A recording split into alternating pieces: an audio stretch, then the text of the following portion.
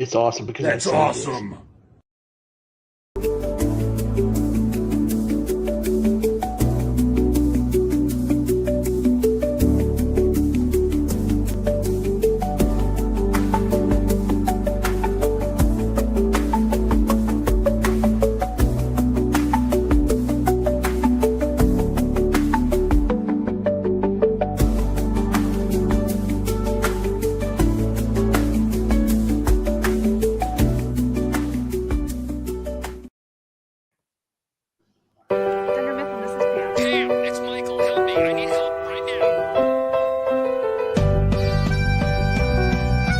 I enjoy having breakfast in bed. I like waking up to the smell of bacon, sue me. And since I don't have a butler, I have to do it myself.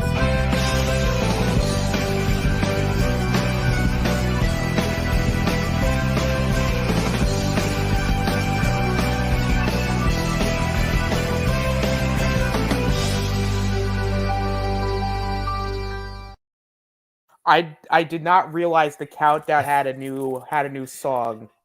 Yeah, what was that? I don't know. I don't like it. I don't either. Wow, that was weird. That was very anticlimactic. I'm very I don't know what to say here, guys. Wow, that you know that's the end of the stream now, guys, because I don't know where to go from here. You know. Do you think they would get you if you put the Y2J countdown on there?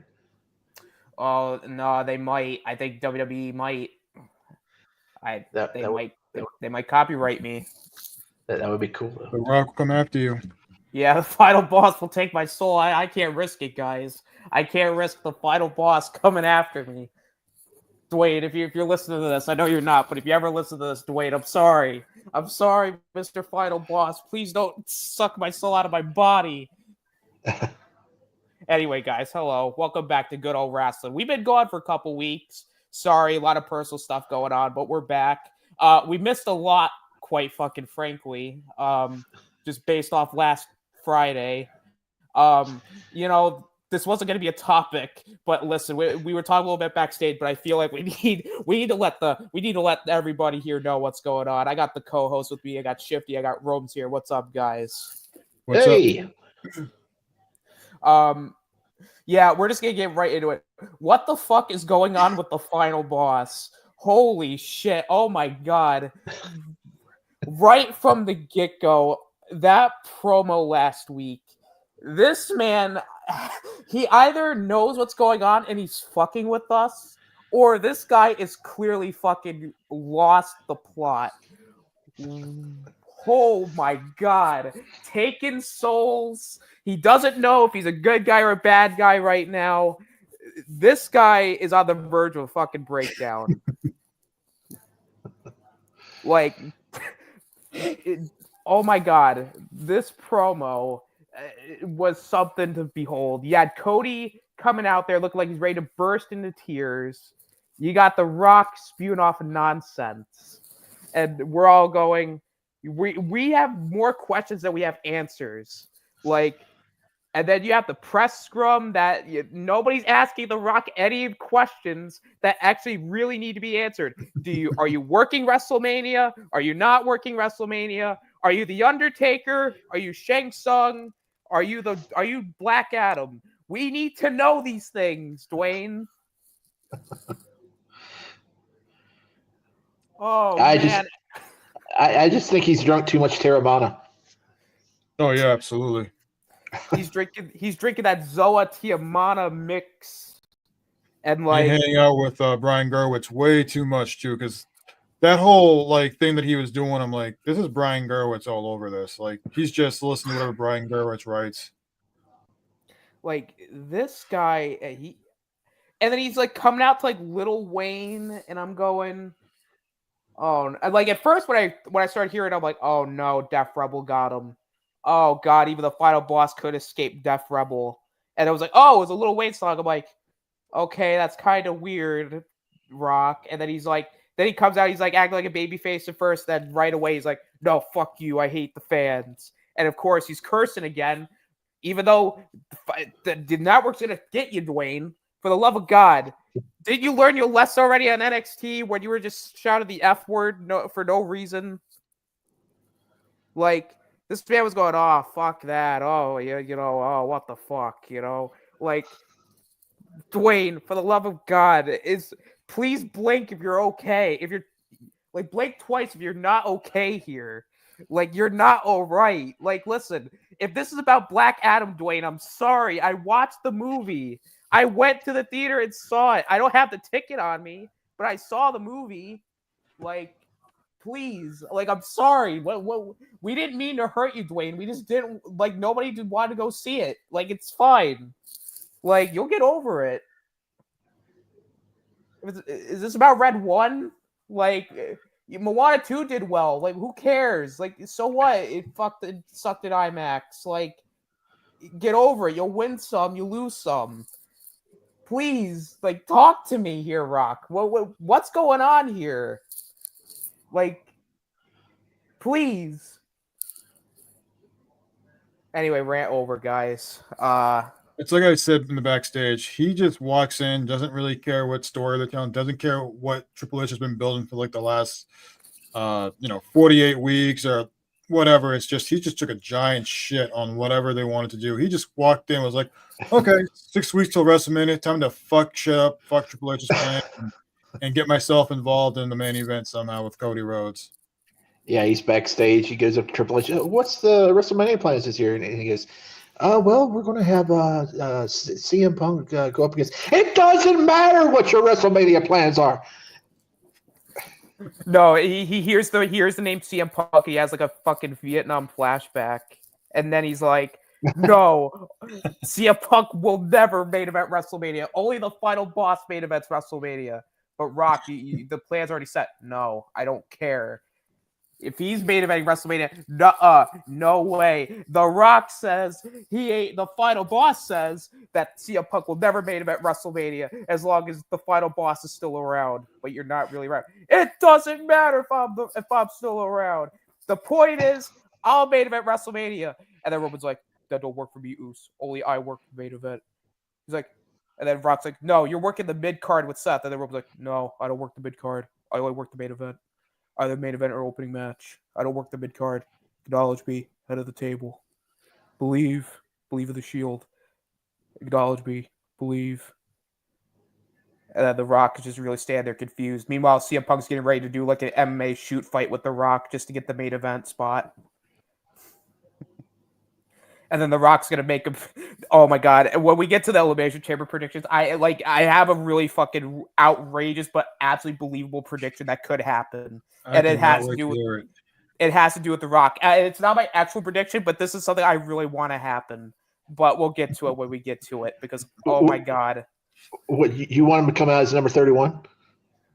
No, even better. Oh, yeah, that cost me a lot of points. Oh man, oh dude, and then like what you were talking about, what you told us, Shifty, about like The Rock, like taking everybody off the promotional poster and putting it happened. It happened. That was so funny. I saw that on Twitter or social media after you just mentioned it, and I'm like, wow, he just put John Cena in that corner. So what happened for the listeners who weren't backstage? They had a multi-superstar graphic for the Elimination Chamber. And all of a sudden today, Rock just goes and puts his image right there on the ad. Nobody else, just him, front and center.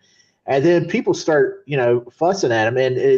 And supposedly all the dirt sheets are like, there's internal conflict backstage because he went and put his picture, his sole picture on the ad. So then they went and put Cena's picture on there and Travis Scott. So right. Yeah, he was trying to take the spotlight there for a second there today. Oh man, this guy, Robes. I think you're right. The Rock doesn't give a shit. He does what he wants. Like, and everyone lets him. Like, they're too afraid to say anything to him because they're all walking on eggshells when he shows up. They're just like, oh, it's The Rock. It's the board of director or whatever he is. Oh, he's connected with Nick Khan. He's connected with Ari Emanuel. Like, don't fuck with them. They'll go. Yeah. There was a report I saw yesterday that there was like word that the morale backstage since TKO has taken over has really dropped. Supposedly, I don't know how factual that is, because it seemed like they were doing well last year, but now everything's seemingly changed. So Well, if I'm Netflix, I'm pissed because I'm like, you look at the stuff that's going on Netflix. It's like just another show or another like whatever. Next thing to SmackDown has The Rock. They have the Roman Reigns. They have stuff going on, and it's like Netflix got. We just gave you guys $1 billion. Why is The Rock on TNT or wherever it's at? oh, he's on TNT now. Oh my God. Wherever SmackDown's at these days, I Yeah. have no clue. But like it's all over the place. That- Because all that you got is was something- like I'm sorry, the only main event you got was just Liv and Raquel versus Bianca and Naomi. I think that was the main event, and that was pretty much that was for the titles though. That was okay. yeah. Dwayne. All the buzz is on SmackDown. So on Netflix, I'm looking at like Nick Khan and go like, "Did you rip us off? Like we just gave you so much money for 10 years, and like The Rock's on SmackDown, really?" I tell him no. It's The Rock. The Rock's doing this, bro. The Rock's doing it. The Rock is doing all of this. I swear. Please, it's not our fault this time. It's just The Rock. Like, go take it up with him. Right. And then the final boss is like, "I'm gonna take your souls, bro." We're like I when I heard that line, I'm like, what the fuck is this guy talking about? Like, corporate champion. That's what they're alluding to. But why would you lead off with, "I'm gonna take your soul"? Like, I swear to God, this is like an Undertaker line. Like, I literally thought he was gonna pull out a fucking urn and go, "I'm gonna take your soul, boy." Or immediately go, "Oh yes." Bro, they're gonna have oh God, they're gonna have Mick Foley come out as like Paul Bearer or something to have like be The Rock's assistant. He's gonna be like, when my friend The Rock is gonna do the thing with the people's elbow, he's gonna realize, you're gonna realize, Cody, that your soul no longer has adrenaline, but what it does have is the final boss in your heart. So, Dwayne, it's gonna kick your ass all over Canada. Have a nice day. All right. And then they summon the spirit of Dusty Rhodes. Oh my God. Oh no. Yeah, don't give The Rock any ideas. He really will do this. He's gonna dress up. Oh no, he's gonna dress up like Dusty at some point, isn't he? Oh no, Dwayne, no, please. Listen, I understand you're upset, but please don't do it, Dwayne. You got a lot to live for, I promise. Yeah, he's got that Martin Scorsese movie. Mm-hmm. Please, Martin, just just do the movie with him, please. If you don't, if he finds this out, he's gonna crash out bad. He's gonna win he's gonna take the belt, and he's gonna have a Roman Reign of terror, but worse. Please. Like, he's gonna win clean. He's gonna beat all the young talent, and it's just gonna be him. Like Dwayne, I really I need you, Martin, to just please don't do this. Like, just do the movie with them. Just keep him happy somewhat, please. Well, also, it won't be for a few years, but they're trying to get Rock to be supposedly Apocalypse in the MCU. So we won't have to worry about him for a few, a while, but that's down the road though. So yeah, we just got to deal with the nightmare that is now. Yeah. Oh God, I'm not ready for this. Like, So Shifty, I see the promo picture that the Rock posted, and I see the one where he just has himself in the middle with Travis Scott in the background, and that's it. It's just wow. Does he not know Cody Rhodes is not wrestling in an Elimination Chamber? No, they're going to do the segment where he gets Cody's answer if he can have his soul. It's going to be at the pay-per-view. Right, but I'm like this when that happened. I'm like, does he not realize he's not wrestling in Elimination Chamber? Like, does he Well, not know he's not a card? we think. I mean, he could very well put him in a match and take his soul and his belt, and who Right, knows? He could stick him in the elimination chamber. I mean, that whole storyline is making the predictions a little bit tricky here because Cody could very well end up in the match. right. I'll say this, You're so I mean, back with me, boy. if The Rock wanted to try to do something against Cody, like, why don't you just say, look, Cody, you pivoted last year. You've cost me my match with Roman. I'm going to fuck you sideways. I'm going to throw every best superstar or whatever at you for the next year for ruining my moment with my cousin or something, like just something that makes more sense. Instead, it's like, I'm going to take your soul, or I want your soul, or I want you to be my corporate champion, whatever it is he's like trying to allude to. It's just like, what are you fucking talking about? And another thing, I don't know if you guys follow Rock on Instagram and stuff, but last week or the day he did that promo with Cody, he did a Instagram post where he says, "You ever wake up and you just have an idea of something and you don't know if you should do it later or down the road or whatever?" I learned in my life that I needed to just grab a hold of those ideas and do it right then and there. And I had an idea this morning. So what happens?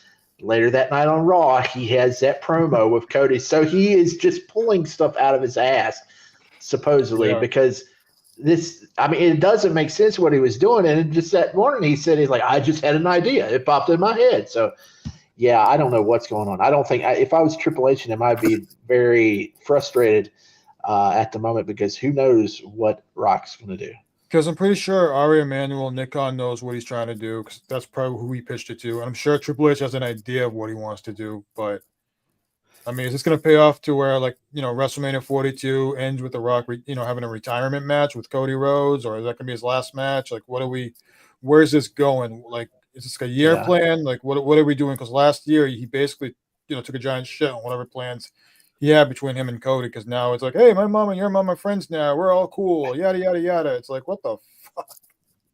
Yeah, none of it made sense. Now, realistically here in this context, in this storyline, is Cody stupid or is Cody stupid? Because at the end of all this, no matter what, he's gonna look fucking stupid. Austin, who you talking? I know you said Cody. Who's the other? Just Cody, or I thought you meant someone else too. Or no, I mean, is Cody stupid or is Cody stupid here? Because he's balling. I'm telling you, no matter he's screwed. Like whatever happened, he just got super screwed sideways to one with this. Same with John Cena, because he, not like we care for John Cena's farewell tour, because there wasn't really much of a farewell tour, but like, The Rock just came in, took a giant shit on everyone's like. Whatever the plan was going towards WrestleMania and after. The Rock's literally telling John Cena, listen, you want to put over those young up-and-coming talent on your way out? Well, guess what? There's only one up-and-coming talent that you need to put over on the way out, and that's me, the final boss, The Rock. I believe it. Because he honestly still thinks he's the biggest star in the company and no one else is closer to him. I'm like, well, you might think that now, but if, glass breaks and that awesome music hits, like people are going to forget who The Rock is right away. Well, I mean, to be fair, he is the most followed man on the planet. Entertainment wise, he's true. the highest paid movie actor. I mean, he backs up what he says most of the time. But I just don't think that gives him the right to go and run wild with the product if that's what he's doing. This could all be a work, but I think he does kind of have some power over things. So he does. I mean, it's funny you mentioned that about how many followers he has. He had to tell us he has half a billion followers on social media, and Cody just has 5 million or whatever it is. I'm like, okay, like who cares? Yeah. The Rock's like, listen, Cody, I have over 500 million followers, but I'm willing to give all of that to you. What? How many does Roman have? He probably has 10 million, unless I check. 10 or 15. I mean, he got more. He's now one of the biggest baby faces currently, so he's probably gotten like at least 15, 20 million by now. Yeah. Part of me is kind of room for Cody to turn to be the corporate whatever for The Rock, just because I think you need a big heel right now. There's really no big heel other than The Rock right now in wrestling. Like, they need to really pay off to something with this. Well, I mean, there could only be one heel in the company, and that's me, the final boss. You know, I hate to do that. Look, I woke up this morning and there was someone that posted that I followed, and I don't even know why I followed him because he was an idiot. And I kind of argued with him a few times on Twitter, but he posted what might have been a spoiler, and I was like, yeah, that sucks. And I defollowed him, and I was like, I actually put a post out because I don't know if the people I follow actually ends up in other people's feeds that follow me. So I was like, I apologize if you saw that spoiler, but there was somebody in the Elimination Chamber, he said it was going to win, who is a heel, and he has sort of a history moment with The Rock where The Rock says he believes him and he has all the faith in the world with this guy. And it's not anybody we've talked about, so that's going to leave it there. But he may end up winning, and he may be with The Rock instead of Cody. So that's all I'm going to say. I'm down for that. I mean, if it's nothing predictable, I don't know great. I don't know if it was a real spoiler or not, but if it is, that would be great because this would come way out of left field. But we all know what's really going to happen. We all know. All right, I'm going to spoil this here. This is the real spoiler. Okay. The Rock. Yeah. Oh God, I can't believe I'm doing this. The Rock is going to enter himself in the Elimination Chamber match. What? And like Brock Lesnar a couple years ago, he's going to break open the pod door and he's going to eliminate everybody with the Rock bottom, and he's going to leave CM Punk for last because he needs to let CM Punk know his place. Man, since Punk's come back, he's been tested so much, and it's like, I'm sure, even though he'll tell you a different story because he's been doing a good job playing the corporate guy, like, he's got to be frustrated in some ways. It's like, look, I'm doing everything you asked me to do. I'm getting bitch slapped by Logan Paul. I got thrown out by Logan Paul. I'm doing this. I'm doing that. Like, eventually, he's probably gonna get fed up because he really wants that main event more than anything. And it's just like The Rock keeps showing up. He's gonna make The Rock fear for his life. Absolutely.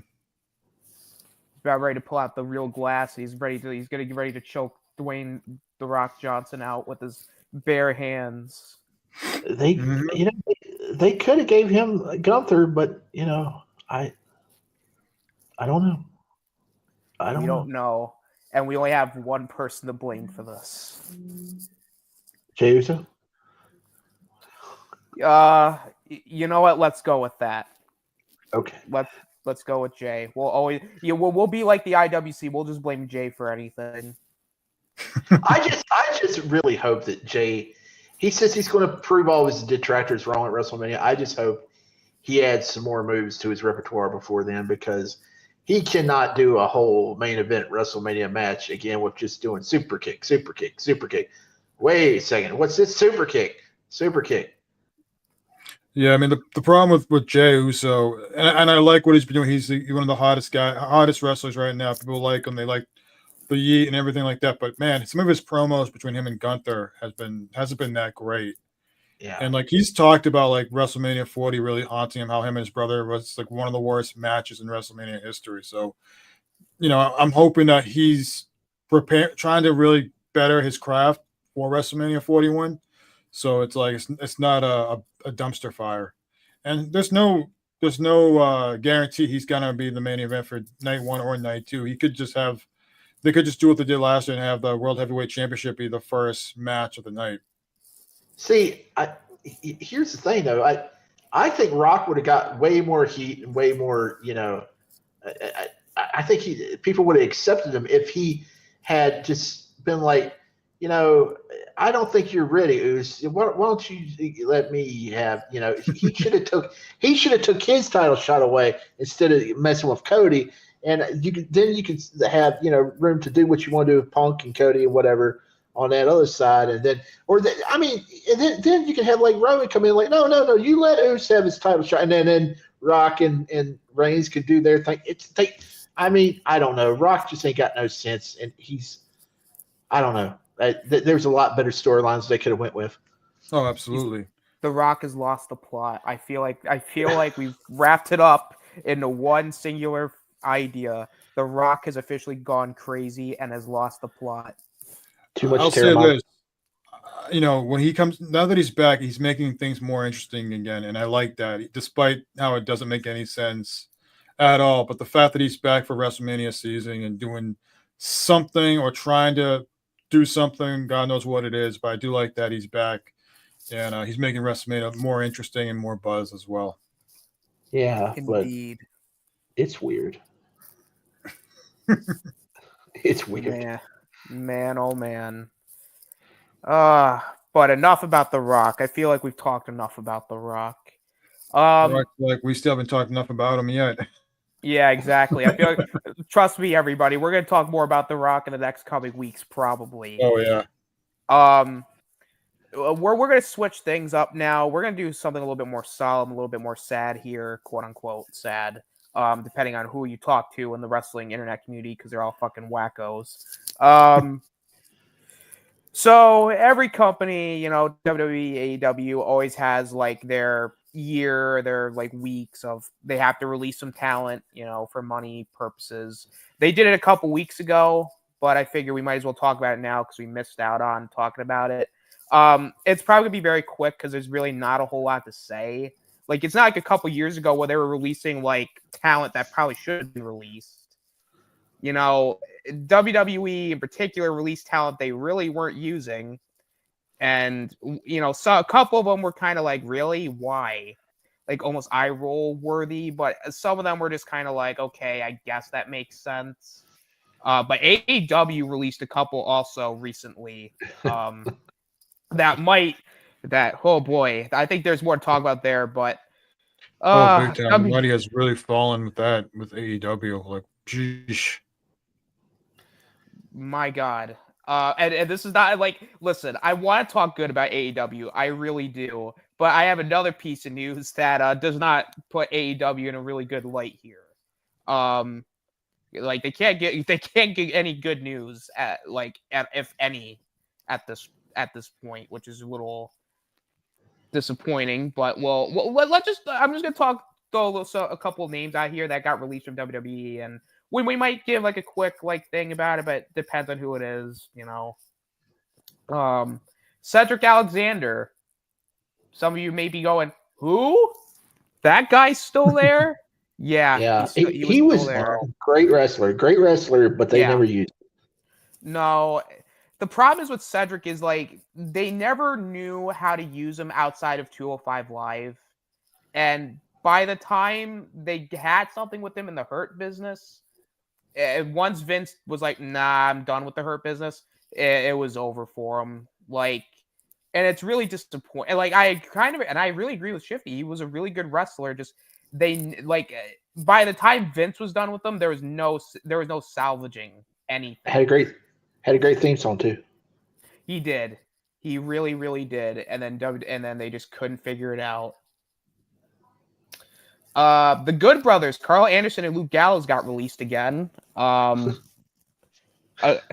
Yeah. Well, I like them, but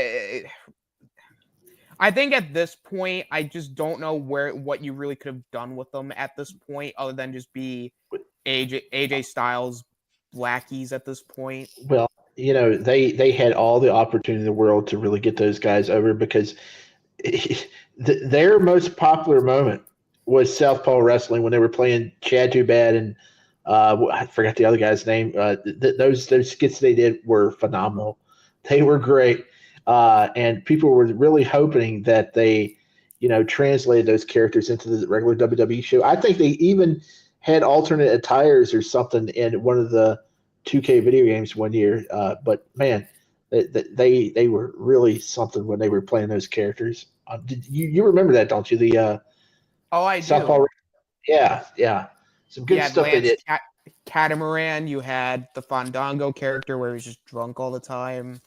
Yeah, the first season was the best one, and the other season wasn't quite as good. Chris Jericho said a lot of people kind of forced their way into the show and switched things up a little bit too much. But yeah, the Good Brothers, definite stars of that thing. Agreed. I mean, the problem is with Gallows and Anderson at this point. Like, I feel like it's kind of one of those things where they're a good tag team, but I don't know in this stage where they would really fit in the main roster. And I think it's just way too bloated for them. Oh, I agree. There's just no place for them right now. Yeah. Let's see here. Giovanni Vinci. This one was kind of like both. I wasn't surprised because they haven't been using them, but I'm also surprised in the sense of this is a guy that maybe could have done more than what he did. And I don't know what it was that caused this whole rigmarole. Is this the guy that used to be with Gunther? Yeah, he was the bald guy. Okay, yeah. the bald guy. It's I really don't know what to say. It's because again, it's they really weren't using him, but he was a guy that you could have used.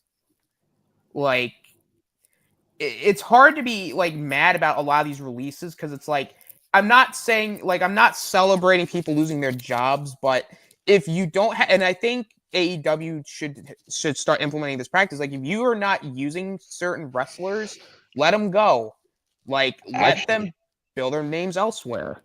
Actually, I am kind of pissed about one of them when we get to it. Oh no, there is one that I am annoyed about as well, but we'll talk about it. Well, let's see if it's the same person. Well, once we get there, we'll talk about it. AOP and Paul Ellering are gone. Again, yeah. I see. This one is kind of. Yeah, this is again. Yeah. This one to me was kind of annoying because I'm a big fan of AOP.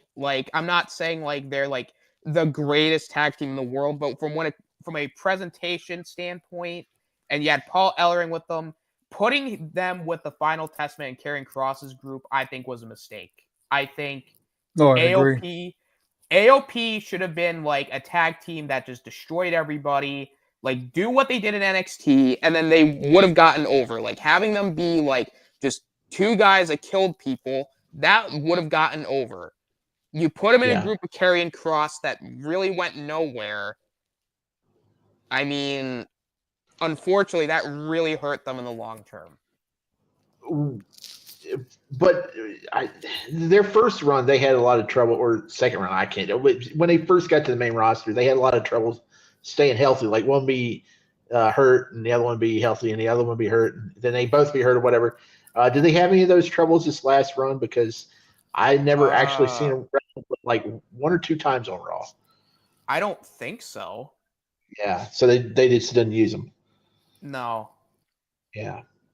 I mean, that's a shame. Those guys were huge and they were impressive, and you don't have a lot of big dudes. I mean, you have those guys go up against the they weren't around at the time because what's face hurt, but the Viking Raiders, man, that would have been some good matches there on Raw. But yeah. So that was kind of a drop ball on that. Isla Dawn being released was shocking. I was like, whoa, okay. Yeah, that's the one I'm really ticked off about because I think she had a great look. I think she is a pretty decent wrestler. I'm glad they gave her the tag belts, but they really after that run, they never really used them. And supposedly the only reason they gave them the belts is because I think the other member of the tag team had lost somebody in their personal lives. Somebody had passed away, and they gave them the tag titles because of that or whatever. And they didn't really use them after that, and I think that's unfortunate. She had a great look. Great look. I agree. I think realistically, I think on the women's side of things, there was like a couple releases there that was like whoa, really? Like Blair Davenport getting released too was like a what? Why? That was a Like, big one. like it's one of those things where I'm kind of with Shifty on this, on even like the Blair Davenport and like the Eyes of Dawn thing is like you had two really talented women there, but for whatever reason, they just stopped. Like they just stopped like pushing or building them, and they were just like, nah, okay, we kind of give up. Let's just go back to this person or that person. It's like you didn't even give them a chance. I don't know. I go ahead. I just think the women's division is just overly stacked, where they just didn't know where to put them at, and they just brought in Jordan Grace, and I just think they just have so much going on right now in NXT. There's just no place for them anymore. Yeah, And it might be because they're pushing Valkyrie, Right. and there's not enough room for all the UK women, because there's a lot of people screaming on Twitter for diversity, and you may not be able to put so many of the UK girls on when you need to like spread the love around for that sort of thing. So it sucks, but like I said, there's not enough TV time for everybody. Yeah, and that's the difficult part, especially for No. NXT. Where they have so many like women. The women's division is just stacked in NXT, which is amazing because they have so much talent they can just pull. Who could be ready in a year or 2 or 2 years from now for the main roster. I mean, plus you have Roxanne Perez, who just got moved up. I mean, they're just so stacked. I just don't know where you can put those two at anymore. Isla, she'll definitely be in AEW because they got a ton of UK girls over there. She'll definitely show up over there at some point. Yeah, I mean AEW. Oof, oh my god, it's a dumpster fire over there. Yeah, I don't know. They just announced they're moving Double or Nothing to Arizona. Wait, what? Yeah, it's not going to be in Vegas because of WWE Takeover in April. They made the decision to move it to Arizona. Oh no, Yeah. doesn't that kind of beat the purpose of the show? Well, they may. Exactly. Well, there's a lot of Native American casinos out that way, so they may still put it in a casino somewhere. Maybe, I don't know. I don't know where they. But, dude, oh man, I really don't want to talk about the Grand Slam stuff because I feel like then we're really raining down AEW. We don't want to. It's just they do it to themselves here. Like, let's be real. Like, well, yeah, come of course on. they don't. There's no plan. It's just Tony Khan just going with the moment or listening to people and think he has all the answers and just doesn't want to, just wants to ghost everybody and fear for his life. Yeah. CM Punk. It all goes back to him. Oh, there was a couple more people on that list, wasn't there? Yeah. Actually, no. There's one more. There was Sonya Deville. Oh, Sonya Deville. Oh, she got let go too. What about the Australian girl? She was released the last round, wasn't she? The tall girl. It used to be with Johnny Gargano's wife. Oh, Indy Hartwell. Yeah. Yeah, she got let go too. Yeah. Yeah, she got. I think she was released like way before. She was released, I think, like December. Oh, okay. Yeah, it was somewhere like December, early January. I can't remember when exactly, but somewhere between those two, between December and January. She wasn't bad either. It's just like I said. It's just the women's division is so stacked. It's just hard to really figure out who you're going to work with, who you're going to move up, who's going to get the screen time. It's difficult right now. I don't know. I kind of thought she kind of moved in slow motion. I don't. Well, it might be just because she might have been more used to wrestling singles than tag team. But when she was wrestling with Gargano's wife, it seemed like she was kind of waiting for the spots and kind of wrestling in slow motion. I don't know. But, I didn't really see her wrestle in NXT much. Then you got Jade Cargill, who's on her last leg, like no pun intended, but I think this is her last shot to either make or break it with WWE because like supposedly like she's working her ass off to get back and to show what she can do because they're just tired of her botching. They're tired of Bianca carrying her. It was just like they had to get her out of there somehow to like get her to really work on her in-ring ability. I mean, it's like Robert Storm said in Storm's Nation. She should have been brought to NXT first before they moved her up. Like, she's this next big thing, and so far that's been a move that's really backfired on Triple H. Yeah, and and I know we were supposed to be talking about the releases, but I do want to comment on the Jade Cargill stuff. Like, I think she has a great look, and I think presentation wise, I feel like WWE was the better place for her than AEW.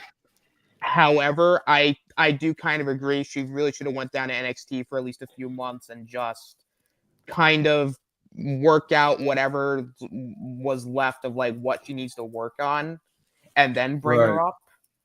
Yeah, they really put a lot on her right away and just didn't really like, let her really work on her skills. It was like, hey, we're gonna promote you like you're this next big like superstar, and you're gonna do all these different things. And I don't know. I will say that's probably one of the biggest blowbacks in Triple H's era so far, since he's been since he took over after Vince.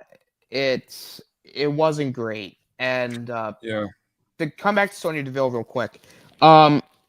Sonya was another, like, I think she's talented, but again, she's one of those talents that they never really knew what to do with her.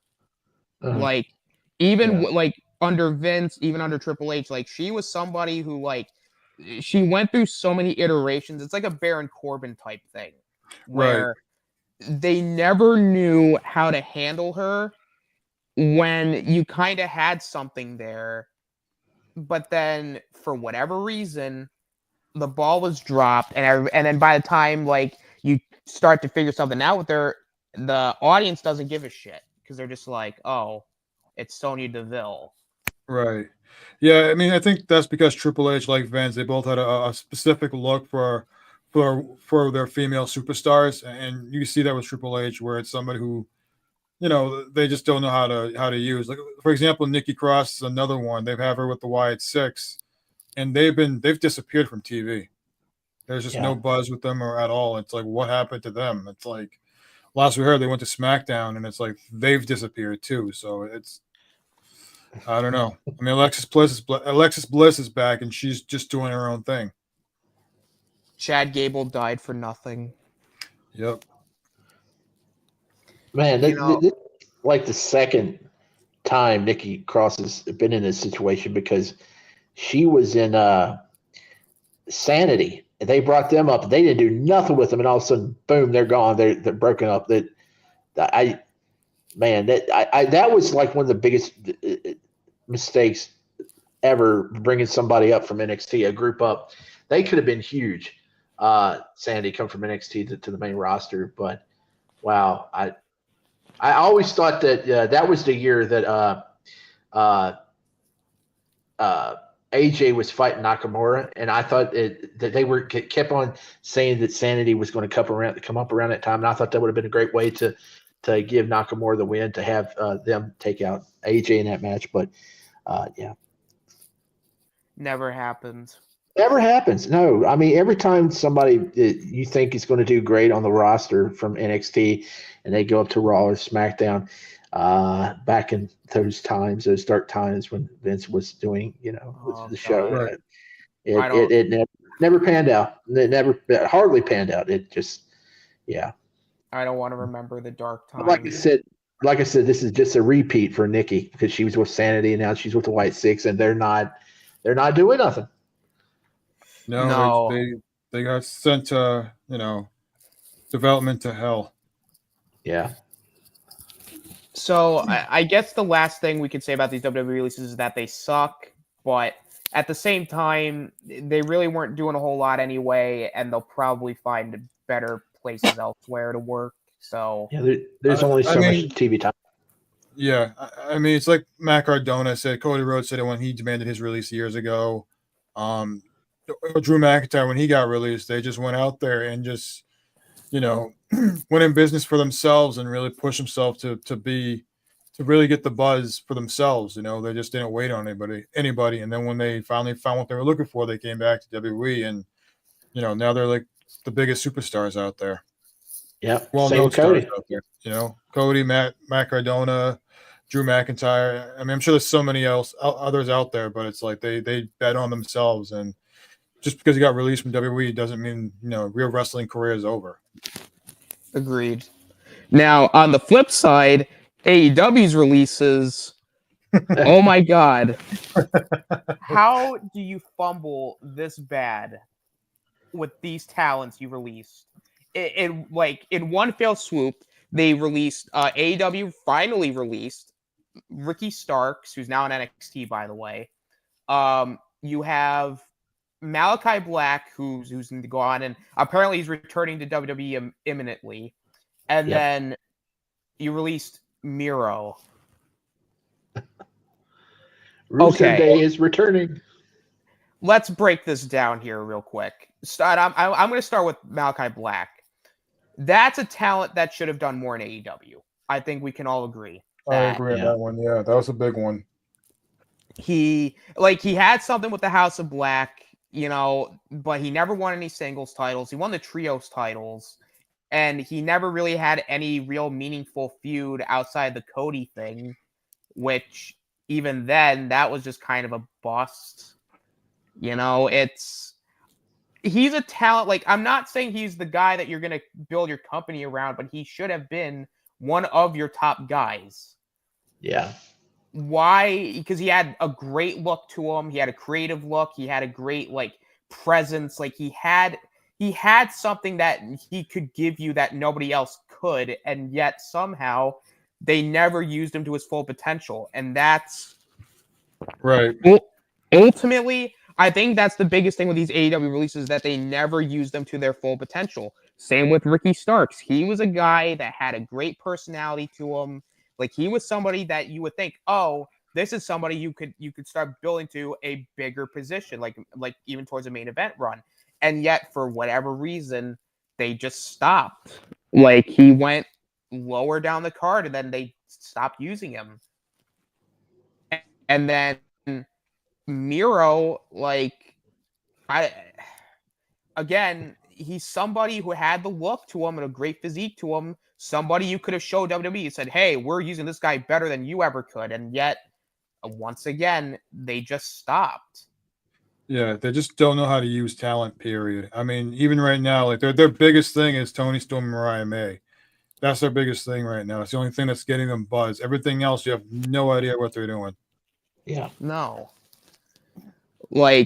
I'm sorry, but let's face it here. AEW creatively is not in a good spot. They are probably in their coldest, worst periods I've ever seen them in. And I feel and I'm going to compare this to WCW real quick. I think WCW suffered from the same problem, is they have not done a great job building these new stars like they should have. A Ricky Starks, a Malachi Black, and a Miro by now should be your guys helping lead the charge a little bit alongside your current talent that you have. But when Jon Moxley is on his 4th title reign, there's really not a whole lot you can do, especially when you're trying to do a Death Rider story that makes no goddamn sense. I don't know if this is a direct comparison, but I mean it's almost kind of like the Radicals or whatever when they came over to WWE. It's that's a good comparison. Yeah, 4 big guys. I mean, the 4th guy is going to be what's it? Penta's buddy. The other guy. What's his name? Ray Phoenix. Yeah, Ray Phoenix. He'll be the 4th guy when he gets released. So you got the 4 big guys that they didn't know what to do with, and they're going to be hopefully they're all come over and have success in WWE. I don't know about Rusev. I think a lot of Rusev's success was Lana, but you're not wrong about that. Lana was Candy. That's why people were happy to see Rusev with Lana, because they just worked together. Yeah. And she was Candy Eye too. That was also the thing with her too. She had a great character too, though. But I mean, those two just peanut butter and jelly. Yeah, but I mean, what sucks is Vince McMahon took a giant shit on that whole thing in 2019. Yeah, but I don't know if you can recreate that magic. I mean, of course, she's not with the WWE anymore, and they're divorced. But I think Rusev may have a tough time getting his popularity back. But Malachi, people love that guy. I mean, he'll have success. And Ricky Starks as Saints now in NXT. He's taken that division by Is it storm. Ricky Saints or Ricky Styles? I think he's Ricky Saints because he's hailed from New Orleans. So Yeah, it is Ricky Saints. Oh, okay. I don't know why I kept thinking Styles for whatever reason. Yeah, No worries. so no, you're good. But yeah, no, like I think Ray Phoenix will definitely be the next one to go. I mean, at this point, Tony, just fucking release him at this point. Like he doesn't want to be there. Like Yeah. this is Tony's problem. He's keeping wrestlers there that don't want to be there. Like presumably trying to really hurt the credibility. But you saw what happened to Ricky Starks. He got a great reaction on NXT. Like Yep. what? It's like you're doing more harm to yourself. You're losing more money on talent that don't want to be there. Like, Well, yeah, but I mean, Ray did owe him some dates for being injured, but still, I mean, if Sure. you're not going to use him on TV, just let him go. Exactly. Like if it was a situation where it's like, oh, I need you to put some guys over before you leave. Okay, fine. Give them something meaningful to work with. But if you're not, but like you said, if you're not going to use them, why are you going to keep them there? Because at that point, yeah, I understand like he owes like injury time, but let's face it, if you're not using him, what's the point of adding injury time? Just say, okay, fine, you don't want to work here, okay, but just add a clause that says you can't go to WWE for X amount of time. I'm pretty sure there could be a compromise there. Yeah, I mean, he could go back to AAA and work. I mean, fine, but he probably can't even do that right now. No, it's beyond insane to me. It really is. Like, I'm not trying to badmouth Tony Khan here, but for the love of God, man. It's okay. I mean, I feel like everybody's badmouthing him now. And but it would be this. I want to say this too. Like, if Triple H was doing the same thing, I'd be saying the fucking same thing about Triple H. I'd be saying, look, if these guys don't want to be there, don't keep them there. Because you're wasting your time and your money on something that you don't care about. If Ray Phoenix doesn't want to be there and you're not going to use him, get rid of him. Yep. Agreed. Because trust me, I'm pretty sure Triple H is salivating at the fact that Ray Phoenix will probably be in WWE soon. Apparently, he's already making plans for him, and he's not even released yet. And let me tell you, too, those Ray Phoenix masks, they're going to be selling like hotcakes. Oh, yeah. Figures. I know you're comparing AEW to WCW, but I kind of compare them more to like the later days of TNA with Hulk Hogan and towards the end of ECW, because that's what AEW reminds me of where they are now. It's just no direction. Whatever big name talent you have, you just pair them up for something. We make things up on a whim. I mean, it's just a disaster. Like, I'm sorry, like if your main event scene consists of people like Jeff Jarrett in 2025, there's a problem here. Yeah. Like, I'm not trying to badmouth Jeff Jarrett, but if that's the main, like one of your main event players, what the fuck are we doing here? Yeah, it's like you have Adam Page and MJF feuding. You have who's Kenny Omega feuding with? Because I know he came back. I guess he's feuding with the Don Callis family again. Oh, Jesus Christ! Then you got Ospreay. I don't know what he's been up to, and he's also feuding with the Don Callis family, I think. And you have Swerve Strickland somewhere, and it's just a giant mess. These are your talented guys, and you're just not utilizing them. Oh, and MJF announced he erased his AEW tattoo. Okay. It's all about MJF, so go figure. That's another talent AEW really fucked over. That's MJF. a big one. Like, I feel like they really screwed him. Like, this whole Devil storyline and then everything with Adam Cole really fucked up everything that happened with MJF's character. Like, they had something really interesting with him, like, kind of going into a different direction, and they were like, nope, let's just turn MJF back into a heel, and he's an asshole again. And everybody's like, oh, I guess we got to boo him now. Oh, Adam Cole's a face again. How does that make any sense? Or are we supposed to boo MJF or are we supposed to boo Adam Cole? We're confused here. And Adam Cole's going to New Japan Wrestling now or something. He's doing something for the time being. Good. And Yeah. even then, that's another talent that AEW screwed over is Adam Cole. Yeah. Like, well, he caused himself with the injuries too. That really hurt him as Yeah. well.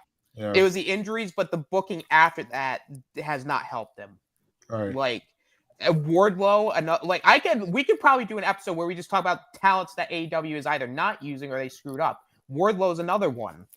Like, I don't like. I'm sorry, but when your main event, I keep saying this, but when your main event team consists of guys like Jon Moxley, Adam Copeland, Christian Cage, Jeff Jarrett, all great performers, but let's face it, why is this your main event scene in 2025?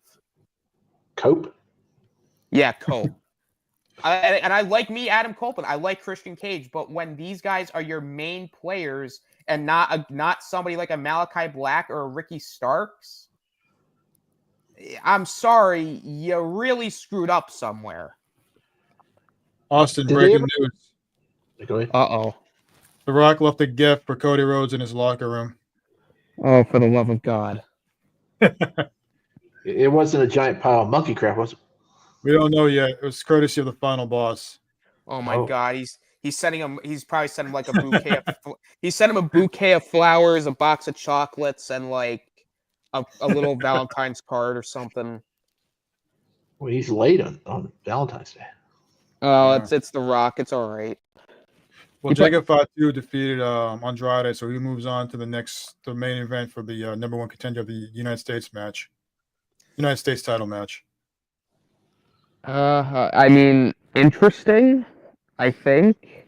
Yeah, they're doing a whole gauntlet tonight where I think it's LA Knight versus Andrade, and then who's the other one? I think it was like Carmelo and Braun Strowman, I think.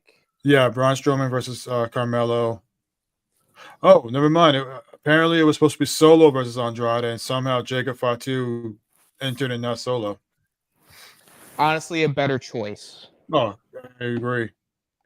Because originally it was supposed to be LA Knight versus Nakamura, but then they flipped it where they're going to do this whole gauntlet thing to whoever wrestles Nakamura, which is great. It gives you something more to do. Indeed. Very much indeed. But yeah, like I feel like this whole AEW stuff, that could be just another big rant another time, because oh my God, I could literally rant about this for an hour because it's ridiculous. It really is ridiculous. This should not be a problem in 2025. AEW, fix something, please. Right. And what the hell happened to Okada too? Okada still runs around with the Intercontinental. It was like the Continental belt, yeah. Continental belt, whatever it is. It's like, geez, everybody has a belt now. Yeah, something happened with him. I saw a clip on Twitter where he got slapped by somebody, and they walked off, and he was like, they said that was going to give him the spark to go back to being, the big time deal Okada, but I haven't heard anything else. Hey, remember when the Elite were trying to take over AEW last year? What a disaster that was. I didn't watch it. Remember when the Death Riders were trying to take over AEW, but nobody gave a shit? Remember when AEW didn't exist and everybody was in New Japan and it was the coolest thing ever? And man, those were the days. Those are some good old days. You know what's also cool? Video games. I know, Shifty, you were talking about some video game news. I got good news and bad news. What do you want? Give me the bad news first. I feel like we got to just add the bad news on. Okay, well, this isn't like major bad news because it probably doesn't affect any of you guys, but anybody that's playing 2K25 and is going to get it on the PS4, well, you're already screwed on the island part because you're not getting that. You're not going to get any of the unlocks for the island either. And now they announced this week that there will be no cross-generation creator wrestlers. So anybody making wrestlers on PS5, you no longer have access to those. So you're stuck with everybody's stuck with playing on PS4. So But the leading creator who was actually banned multiple times by 2K for hacking and all this stuff and making the game better through uploading hack content to the servers. What's the status? He said he will be on both PS4 and on PS5 this year. So he's still helping out the people who haven't went next generation. Nice. Massive victory with What's the status is such a cool ass dude. Like He is. 2K should really hire him. I agree. Yeah. But so okay, the cross plat like the island stuff is like kind of like whatever to me because it's like okay, I get it. It's on a newer generation of consoles. You know, I kind of figured like the island stuff's not gonna be on the last gen. Okay, fine, whatever. Not that's not really the issue here. The cross-platform community creations, them getting rid of that, I think is just so stupid. I think what the problem here is, and this is the island and maybe some other exclusive modes for the next generation is probably going to let you unlock stuff for the creator wrestler, and they can't have that, transferring back to the PS4. So that's probably why they put the kibosh on it to where there's no cross. I mean, I understand that mentality, but I feel like that's still kind of shitty on 2K's part because community creations, like I think we've all said it, community creations is like the one thing that like gives the game more longevity than it probably should have. Yeah. And you're kind of limiting the options now on community creations. And even with people like What's the Status, they're doing it on both platforms. Like even then, still limiting it to like only one generation, I still think is kind of shitty. Yeah. Yeah. Also, servers shut down supposedly for 2K24 this September. So, yeah, but around that time, you'll be able to get 2K25 for a discounted price. Black Friday, you probably could get it for probably $20. So it's like I don't get it. It's like maybe everything I give 2K credit for, it's like they do one other thing that just makes me go, really? Like, yeah. It makes you roll your eyes. It's like, again, it's typical 2K behavior, so I'm not surprised. But on the other hand, it's like, use common sense. But for good news, actually, I got more good news because I just remembered something else. Wrestling Empire, if you play that, which is it's janky as hell, but it's still great. It's probably one of the best wrestling games on the Switch. M. Dickey, he's the only creator of the game. He created the game in a parking lot of a hospital during the pandemic on a laptop. He added. He's the first guy to put bull ropes in a wrestling game. He added a free update this week to where you can actually pull the rope and jerk people down from the ring, or if they're standing on a platform or something, you can just pull them. So that is just a small update, but it's nice to see just something like that put into a wrestling game that 2K and other companies has never done before. And we're like 30 some years into wrestling games and nobody's actually done that stuff before. But let's see. This is a big one. Hyper-Focus Games, makers of the upcoming, and this has got so much traction over the last couple of years. Makers of what is it? I done forgot the name. Showdowns. What is the name of the game, Austin? I done forgot the Virtual Pro Wrestling. No. Oh God, I done forgot the name of the game. Is it the Wrestling Code? No, not the Wrestling Code. I've done forgot the name of the game. Anyway, they were working on a successor to all the Aki games, and I'm old. I'm having an old man brain fart right now, but they got a game coming out this fall. It has a ton of licensed wrestlers as DLC, and they're bringing back the Aki style gameplay from the 64 games that everybody loves. Well, they've got so much buzz over the past few years of hyping this thing up. They actually went to Sin Sophia, who was Aki.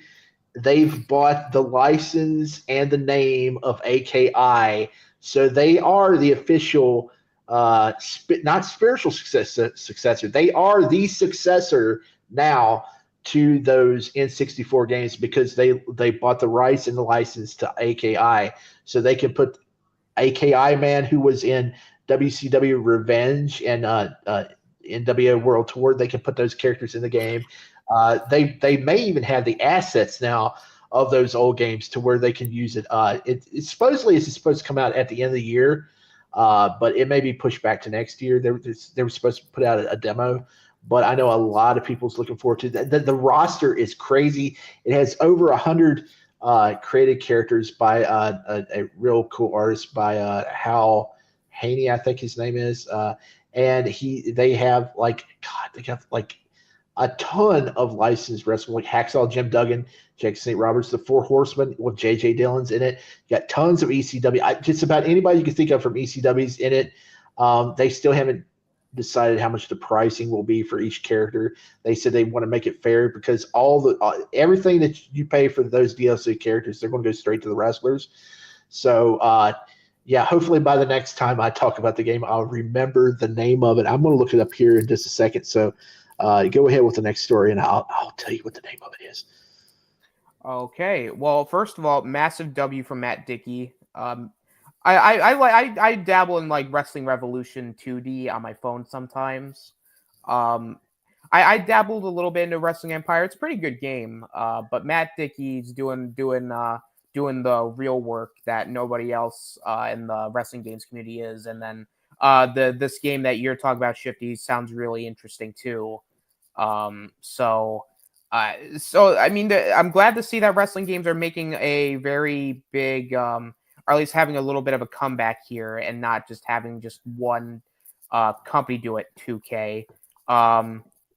So it's to see that wrestling games are branching out, and we're seeing more of a variety of wrestling games.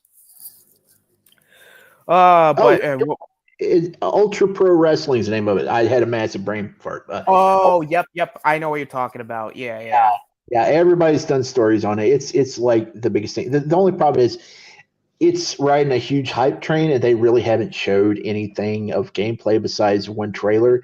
So it's kind of questionable how good it's actually going to be. But all the promises they made and all the art and stuff they showed, and I'm telling you, the created characters that they made, the original characters, they look so good. They look so good. I mean, even if you didn't want to pay for the DLC, it's got a lot of great looking, just made up characters in the game. So hopefully it turns out.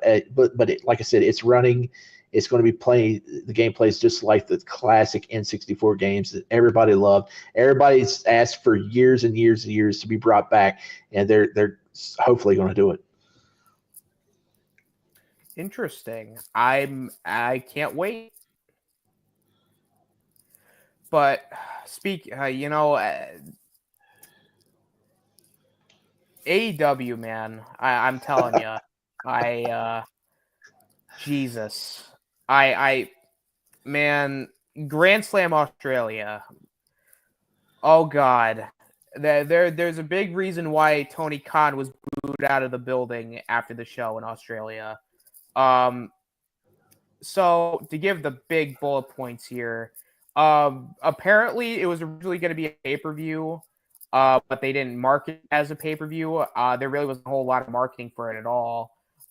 It was going to be a stadium show, but because they didn't get any, it wasn't filling up fast enough, so they had to move to a smaller venue, which was not a stadium. But fans, I think, still had to pay the stadium price, I think. What? Like, this is... No, saying I agree. I'm not surprised.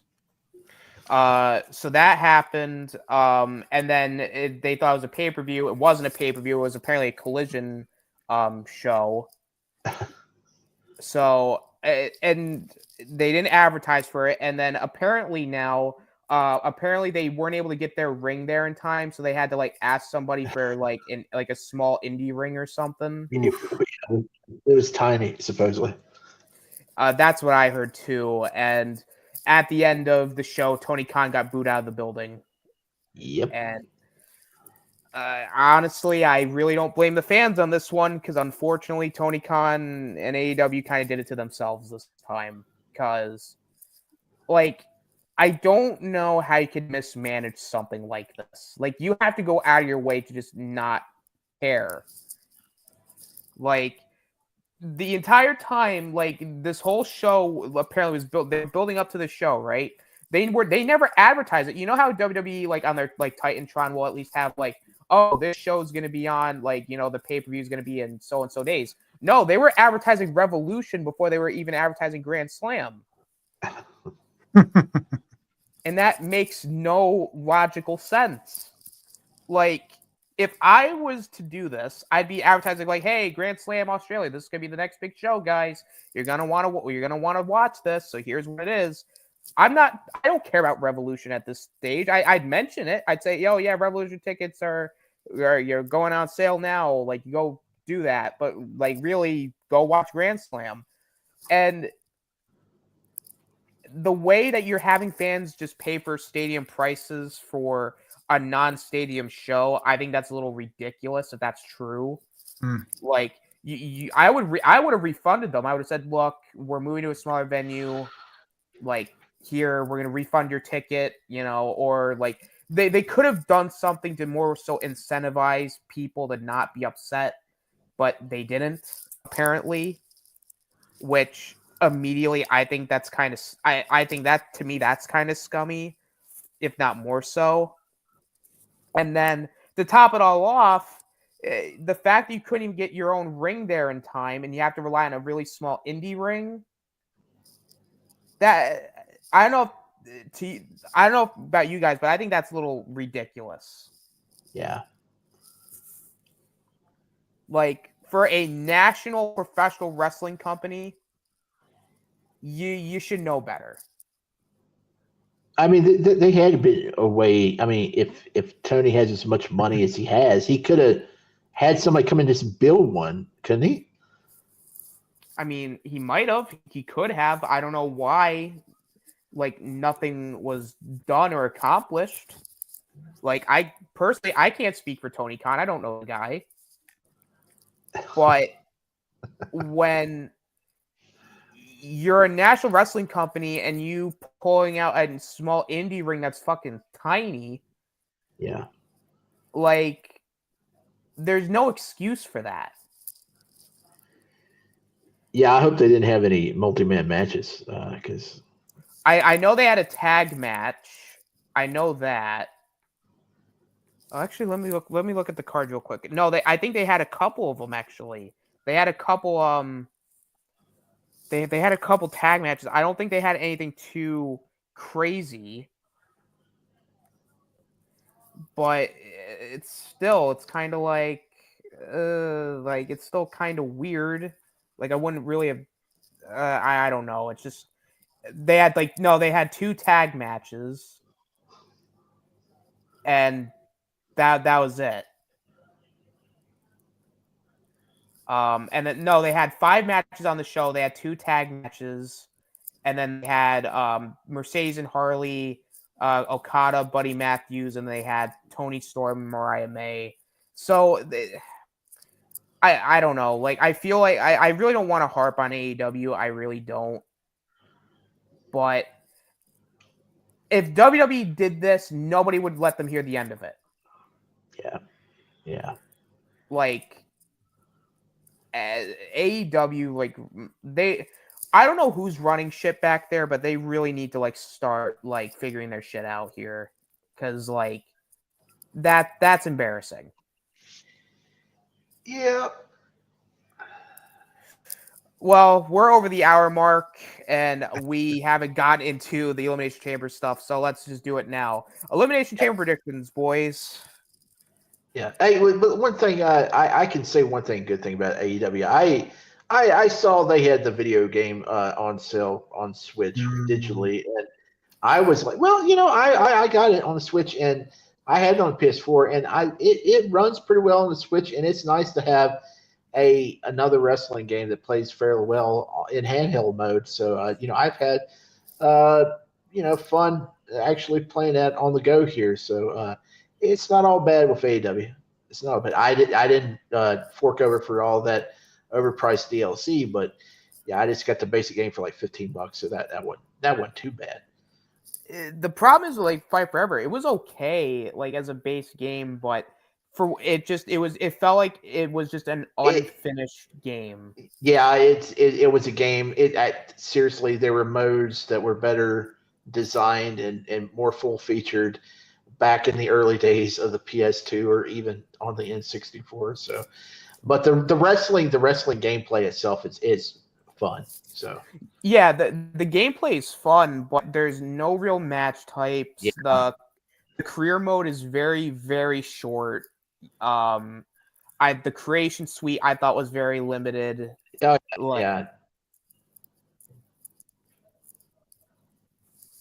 I was agreeing with you. Yeah.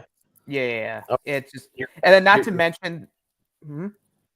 Yeah, you were cutting out. Oh, okay. Am I sounding good now or? Yeah. Okay, and then they had the goal to like sell like 4 season passes. Yeah. For it was like there were just decisions they made with that game that made no sense. They locked like game modes behind the season passes, and I'm like, no, I'm not. It seems like from every angle of AEW, they're having issues. Like the games, the foreign, the overseas pay-per-views, that everything, the roster, it goes back to Tony Khan. It's really everything falls on him. He doesn't want to listen to anybody. He doesn't want to, take any input. I mean, he had Shane McMahon talking about something or an idea, and then after the idea, he just ghosted him. So it's after that, I feel like he's just not going to listen to anybody and just going to run the company to the ground. That's where it's headed. Romes, that sounds like somebody that it sounds familiar, doesn't it? Who does that sound like?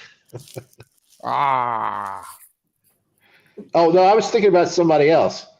Somebody that likes to take souls. I like to take souls. I would take your soul, Cody, and I'm going to put it in my little box.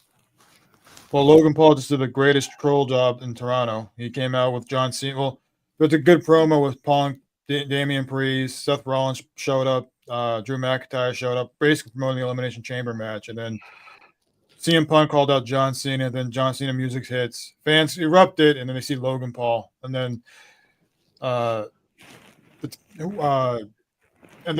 was a bunch of chants of "fuck you, Logan," which they couldn't black out. They just gave up. Speaking of Elimination Chamber, SmackDown's been pretty good tonight. Like I'm impressed. They had Tiffy and Trish come out and they did their thing and been pretty lit so far. I'm just curious to know what The Rock left in Cody's locker. And it's gonna be a bouquet of flowers, a wedding ring. Maybe we'll have a conclusion to that. To whatever The Rock gave Cody last year.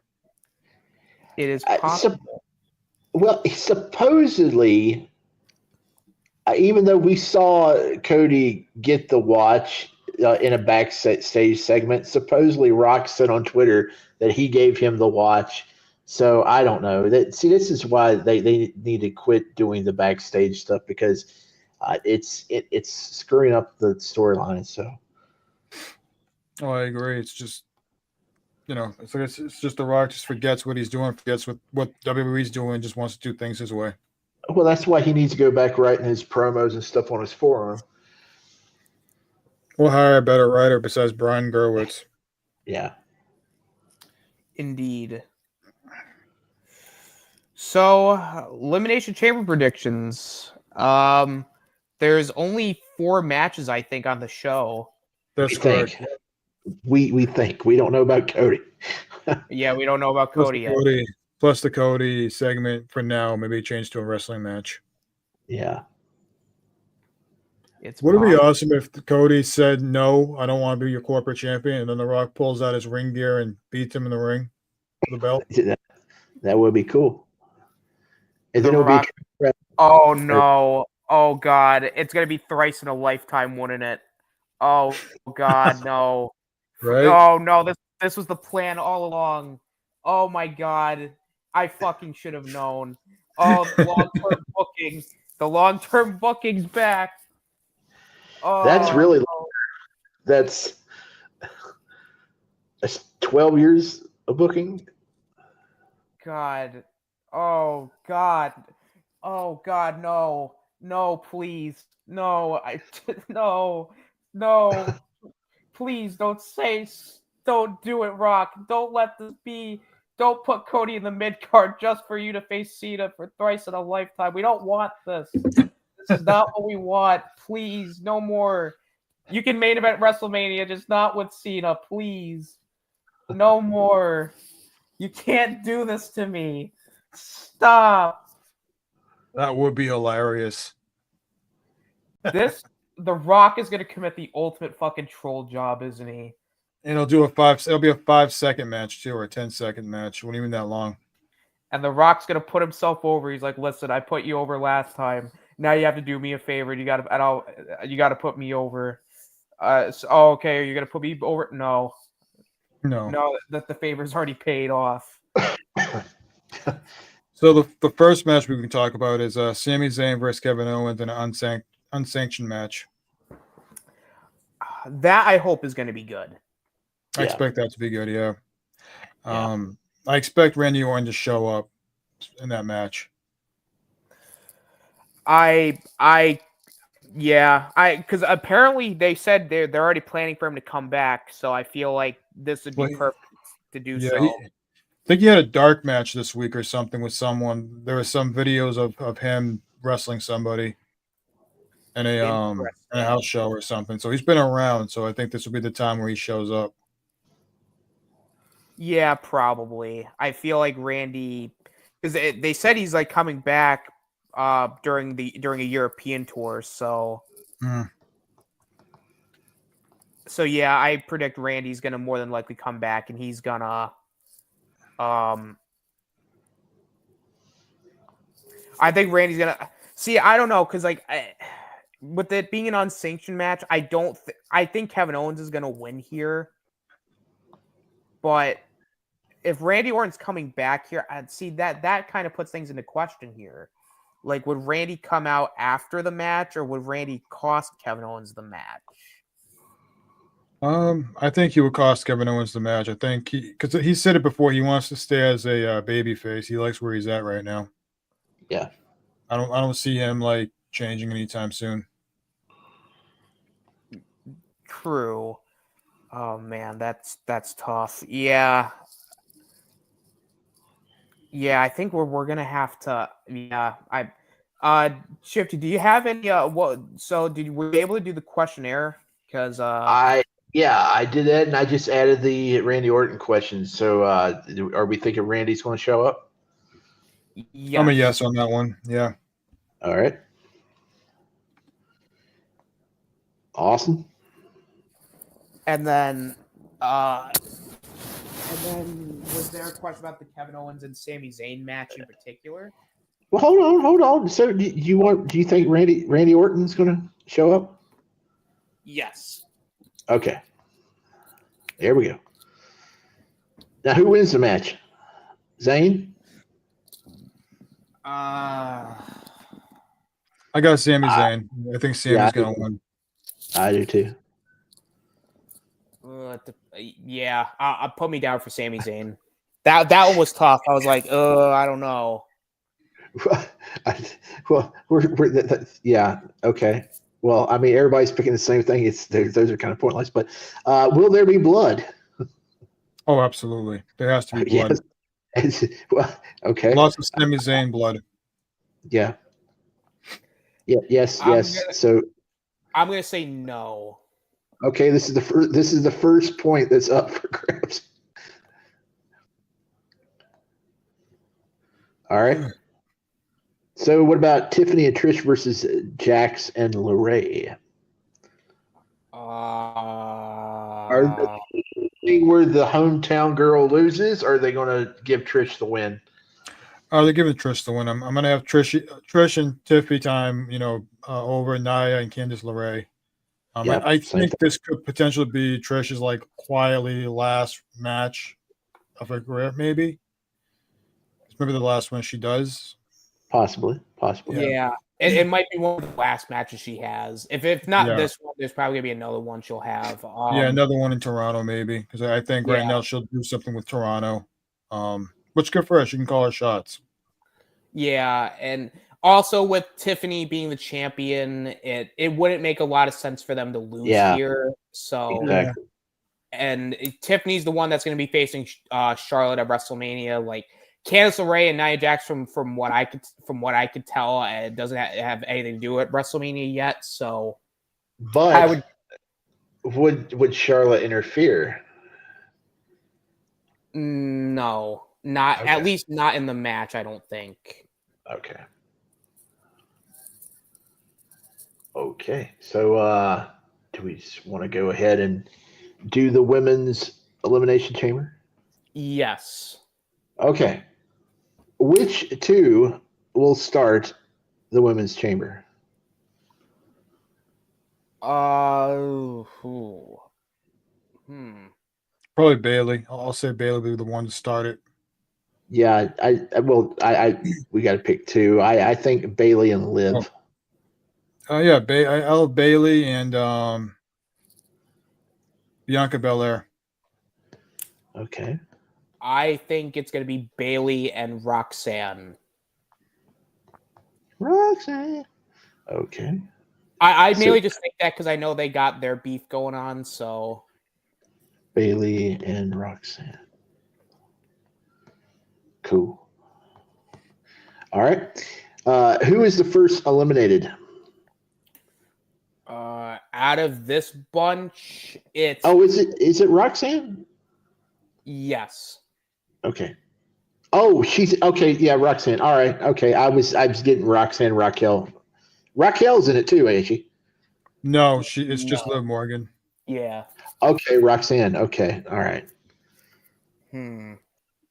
Out of this match, that's screwed up my predictions there. Because I got Roxanne mixed up with Raquel, and I said Raquel was going to be the first one eliminated. So now I got to think. I don't know who I'm going to pick. I think the first one that's going to get eliminated is Bailey. She had a moment last year. She's going to be the one eliminated this year. Okay. Wow. See, this is tough because I think it's probably.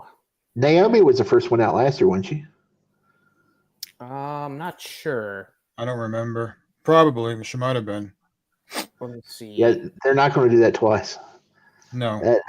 That's tough. That is really tough. I don't know who would be the first one out. It's got to be Bailey. She's the one that doesn't really have a whole lot going on right now. Everybody else has some momentum. Because it'd be stupid to have Roxanne be eliminated first. So I don't think it's going to be her. Alexa's definitely not going to be eliminated first. No. Yeah, Bailey. Yeah. Yeah. If a process of elimination, Bailey's going to get eliminated first. Okay.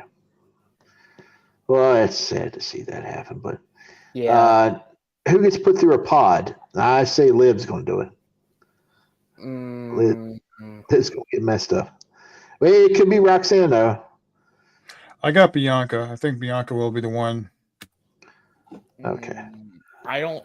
Oh, see, I mean, because no matter what, because we all won't get the point if no one goes through a pod. So yeah.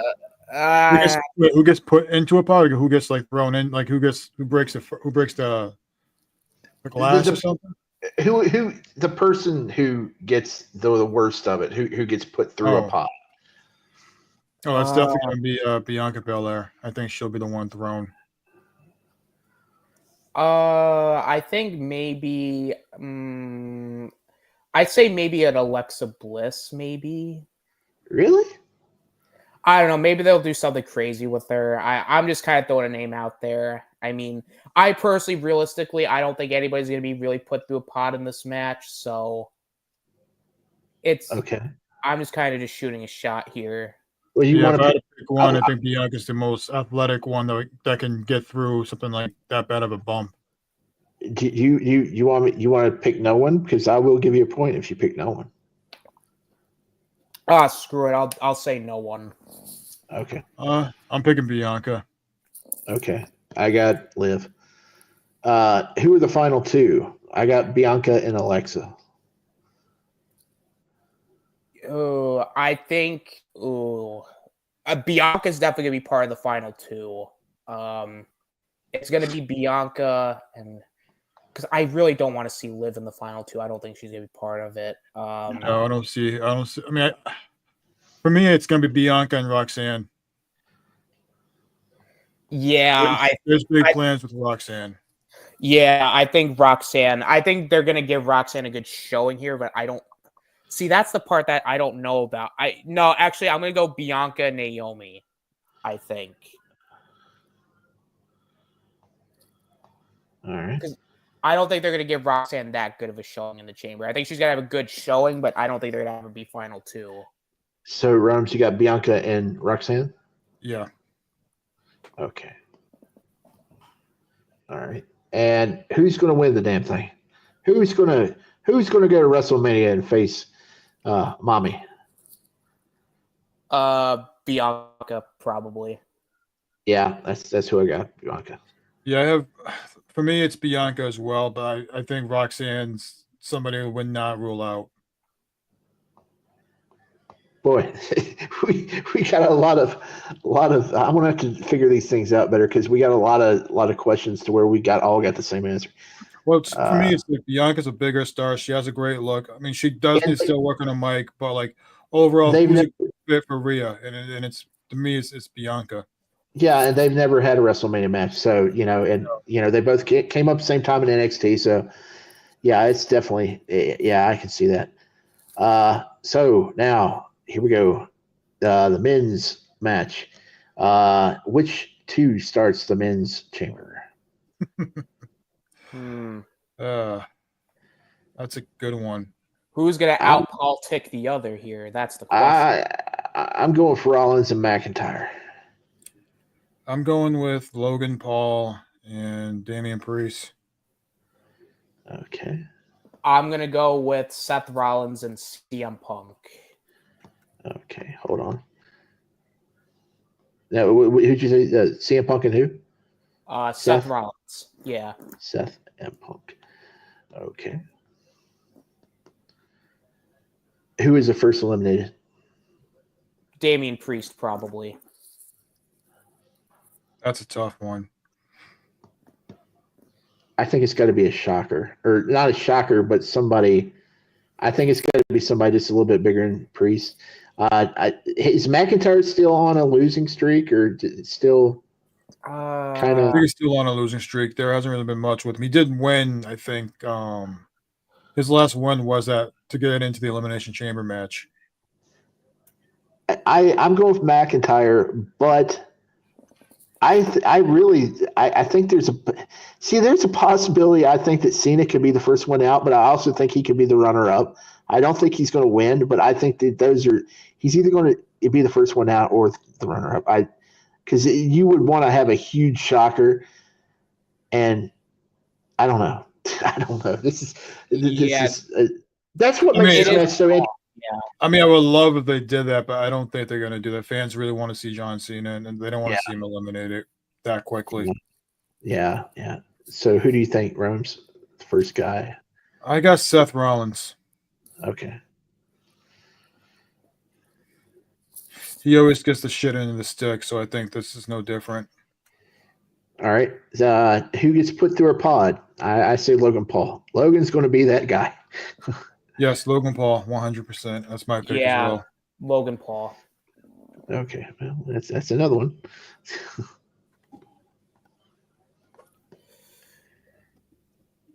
All right, the final. What? Oh no, nothing. Who's going to be the final two? This one's gonna be tough because I know that there was that spoiler going around, but I don't know if I could trust it. Yeah. See the because like realistically, even though see my heart really wants Drew McIntyre to win this, but I don't think they're gonna have him win it realistically. Yeah. But I mean, I'm gonna play it safe here, and I'm gonna go CM Punk and John Cena. that's who I got. So yeah. Oh, that's what I have as well. I just think that's something fans want to see. These are the two biggest stars post Rock and Austin. Since Rock and Austin were at their prime, like these are the two guys from this business. So I see John Cena and CM Punk being the final two. All right, who wins? I say Punk. CM Punk because he sold his soul to the final boss. Somehow, I think this is my prediction is somehow I think Paul Heyman owes him a favor since he's still cool with The Rock. He's still friends. They have numbers. I think he's going to put a good word in for CM Punk. Oh, see, but I feel like because with the stuff on Raw, I think it's going to be a false herring. I don't think they're going to have Logan Paul and CM Punk at WrestleMania because I feel like that's just too obvious. And realistically, John Cena winning here is like kind of him winning the Royal Rumble. It's like it wouldn't make a lot of sense. Right. I really don't want Cena to win this. I really don't. Like I know like people are like, oh, John Cena was slated to win the Chamber. It's like, no, I don't believe that. Like, why would you come out and say that? That makes no sense. Oh, is that the spoiler? Is that the spoiler you heard? Well, this was like from months ago because it was like, or no, this was like after the Royal Rumble. They were like, oh, okay. John Cena was slated to win the Elimination Chamber. I heard a different spoiler this morning. So I mean, I really do. I'm gonna say CM Punk, kind of like with the Rumble, but I really hope that I'm wrong and it's somebody else. But I'm gonna play it safe and say Punk as well because realistically, Cena winning here makes no sense. Like if Cena again was more involved in the build and he was winning matches, then maybe I would be like, okay, cool. But he's done nothing since Rumble, so here's the thing, Austin. The Rock is now in the picture again, so that tells me there's something more going on, and that there's a chance John Cena does not win the Elimination Chamber since the Rock's now involved in the main event with Cody Rhodes. Yeah, that's what that's kind of my mindset too, Rome's, but it's just whatever Triple H had in plans. To me, I think the Rock just took a giant shit on it. Yeah, deservedly so, because I'm kind of with the Rock, thinking more of it now. Like you said, John Cena hasn't really shown up on Raw since the first episode on Netflix. He hasn't shown up to do anything. No promos, no nothing to really promote Elimination Chamber. Like the last time we saw him was at his conference, and he just announced himself, "I'm going to be in the Elimination Chamber," and that's it. Yeah, and hasn't done anything since then. So. I just can't see John Cena being the one. I just can't see it. I feel like it would make more sense if Cena got his first win in a long time at WrestleMania. I feel like that should have been what Cena was like, the build to Cena. Like his WrestleMania build is like, oh God, I got to win a match. Like I need to win a match. And he finally wins a match at WrestleMania. And that's where he could start maybe him going, okay, I need to chase 17. But exactly, yeah. He hasn't done anything to justify him winning the Elimination Chamber. He hasn't won a match in a long time. He's really not making any appearances. I understand he's got other scheduling conflicts, but he's done nothing in the build to this to really make me believe, oh, he's going to win this. I mean, they wrapped up Peacemaker last year, so he really has nothing going on. Like he made his schedule more clear for WWE stuff. So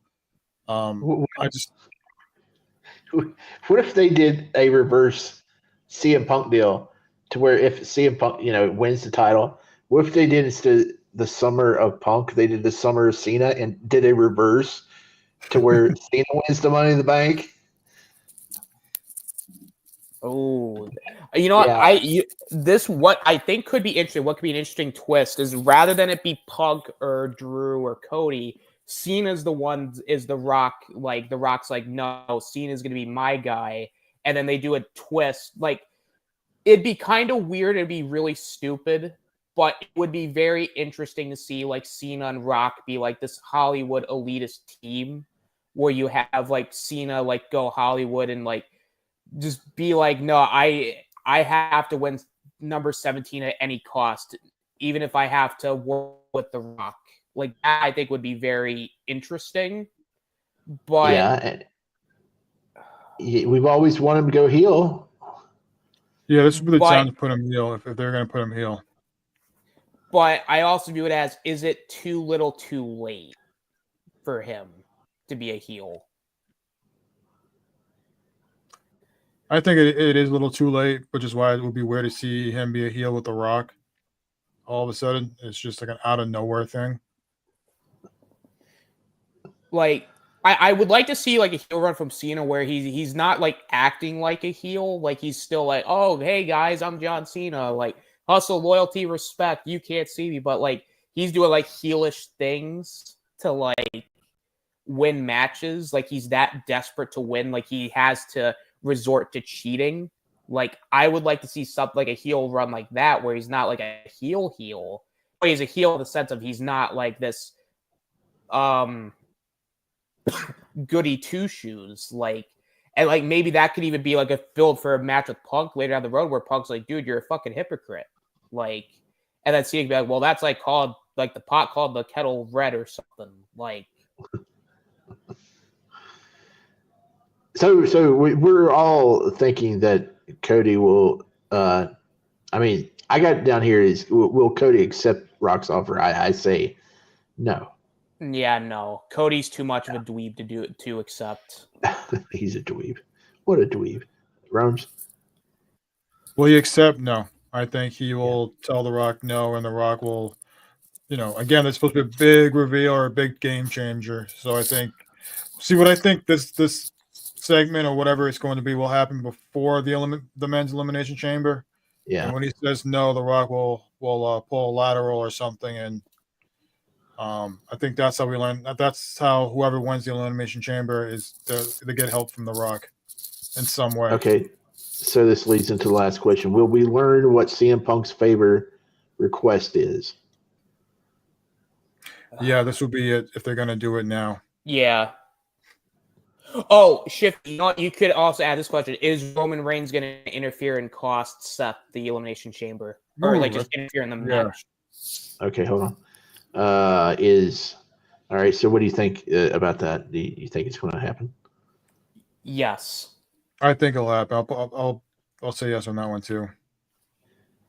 Okay. Now, wait, what was it again? What was it? Is Roman Reigns going to come in and interfere in the chamber match? Okay, will Roman interfere? Yeah, definitely. So this is another one of those. Yeah, we all answered yes. So,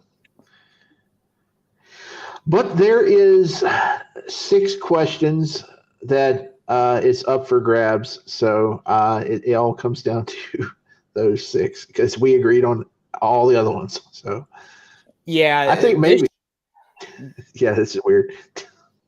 Yeah, this show honestly feels more like because this is like in the middle of WrestleMania and Royal Rumble, that it's just kind of like it's kind of not predictable, but it feels like we could kind of see where it's going. Right. That's what we say now, but come tomorrow, it could be all a big surprise. Yeah, it's gonna blow up in our faces because The Rock is gonna do something that we're not gonna like. He's gonna take everybody's soul. He's gonna take my soul, Rome's soul, your soul, Shifty. Oh, yeah. Like, he's stealing all our souls. So right now, the only update I see is like Cody Rhodes is interacting with other wrestlers, and they're telling him like to take The Rock's offer. Well, that's even more of an indicator he's not going to take the offer. Yeah. And then Miz hinted that someone else might will if he doesn't accept. So I think that's where someone else will probably accept that offer. 8 minutes left. Do you want to hold out till then so you find out? 7 minutes left. Yeah, I would love. Yeah, I would say let's find out what it is. Okay. You got anything else, Austin? To pass the time? So there- Stephanie announced a podcast. She's going to be talking about wrestling and wrestling business. I did hear about that. Yeah. Boy, I don't know if I could stomach that, but Yeah, I don't know about that one. I mean, it would be interesting, but it's like I don't know. Like, I guess. I mean, I'm not gonna listen to it probably, but oh god, now it's awkward now because like now we really don't have a whole lot to talk about here. Oh man. I mean, we could stretch this out, but I don't know if. I mean, what if it's like nothing? What if The Rock just left fucking nothing in his locker? Our troop got to stay in it too, which is hilarious. I'm just looking at the updates from like SmackDown for most of the night. Our truth tells Cody Rhodes doesn't see the harm in selling your soul for perks like this. What perks? I don't know. Is there any perks to selling your soul to Black Adam?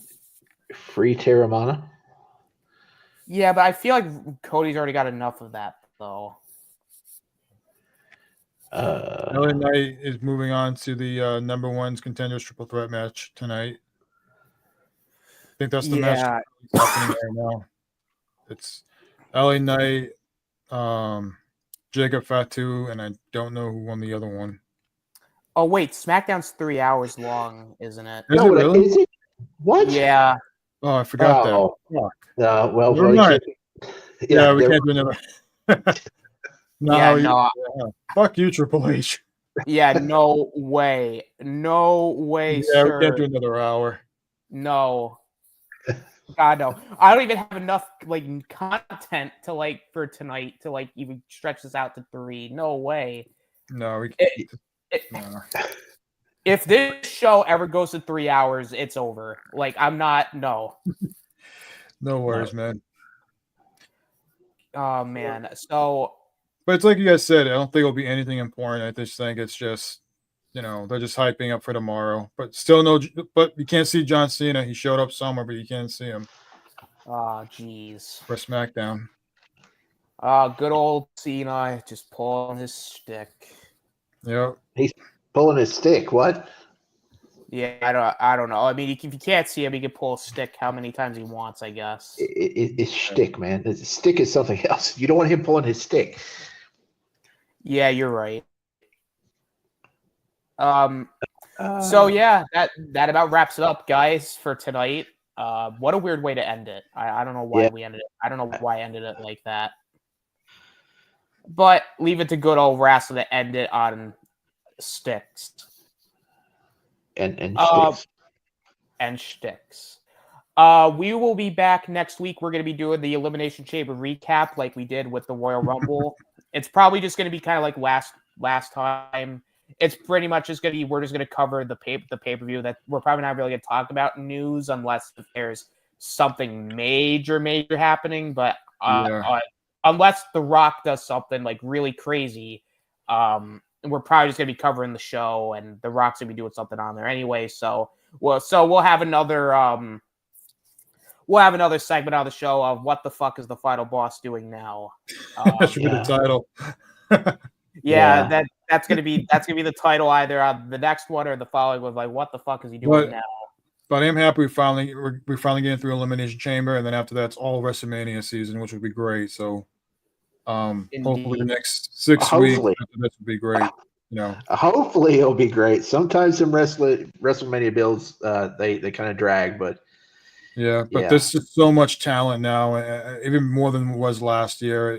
It's just like, they have a lot of problems that are good problems compared to AEW. So I'm really excited going into WrestleMania after Elimination Chamber. Oh, yeah. Exactly, and I agree with that. And with that being said, I'm gonna let everybody go around the panel, tell everybody where they can find themselves at. We'll start with Rome's at the bottom. Where can they find you at? So they can find me at the Cool Kids channel. I think this week they're going to be talking about the Oscars, the Oscar predictions. They're doing. I know they're doing something that I won't be there for because I'm going to be watching Elimination Chamber. But you can find me over there. You can also find me on Storms Nation every Sunday at 8 o'clock with Austin, Devin, Robs, and myself, and anyone else who pops on as well, jumps in as well on Storms Nation. And then I have my own channel, which I do at least once a week. Just talk about movies, TV shows, called Rome's. Just something fun to talk about. Good shit, good shit. We got Shifty. Where can they find you at? You can find me on X or Twitter or whatever you call it at Shiftygism. That's Shifty GISM. I talk about toys and action figures and nerd stuff, and I also got this here YouTube channel where I do figure reviews and stuff. And you can also find me in the chat Wednesday nights on the Hangout, where they have this cool new feature called Deep Thoughts with Shifty. It just started, and it's pretty cool. You can check it out. Austin's on the panel, so check that out every Wednesday night at 8 o'clock. Yes, sir. Absolutely. And you can find me on my channel tomorrow. And ironically, I believe me and Angry Care Bears are going to be talking about the original Texas Chainsaw Massacre. Ooh. So Sweet. definitely go check that out. Maybe it'll be a better episode than the last one we did where we talked about the Matrix Resurrections, where we... Yeah, I can't believe you guys just found that okay. I mean, that movie was, man.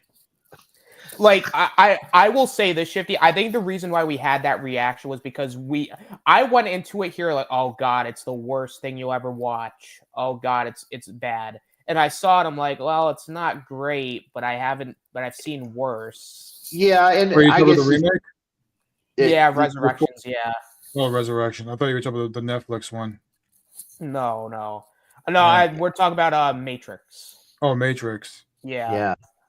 I think Yeah. it might also be because you weren't around for the original hype train for the Matrix, and so it's like people who were fans of the original trilogy of Star Wars, and so you're coming to it years later, so the new stuff isn't as offensive for you as it is to the older fans. So Oh no, with Star Wars, the newer stuff's just offensive.